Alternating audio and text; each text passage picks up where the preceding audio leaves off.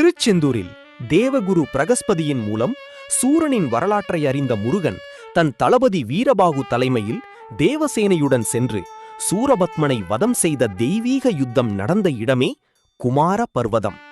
இந்த மலையின் அடிவாரத்தில் உள்ள குக்கே சுப்பிரமணிய சுவாமி கோவிலில் முருகன் சுப்பிரமணியனாக அருள்பாலிக்கிறார். பார்க்கடல் கடைதற்கு முன் நடந்த யுத்தத்தில் கருடனிடமிருந்து தப்பிக்க நாகராஜா வாசுகி இங்கு வந்து முருகனிடம் சரணடைந்தார். தன் பக்தனை காக்க இந்த எல்லைக்குள் கருடன் வரக்கூடாது என்று முருகன் உத்தரவிட்டார். அதனால்தான் இன்றும் இங்கு கோபுரத்தின் அருகில் கருடனால் நெருங்க முடிவதில்லை என்பது ஐதீகம். இங்கே ஆற்றங்கரையில் கற்களை அடுக்கினால் சொந்த வீடு வாங்கும் கனவு நனவாகும் என்று நம்பப்படுகிறது. ஒருமுறை இந்த சுப்பிரமணியனை தரிசித்தால் வாழ்க்கையின் பெரிய தடைகள் கூட அகலும். முருகனின் அருள் அனைவருக்கும் கிடைக்கட்டும். ஓம் சரவணபவ.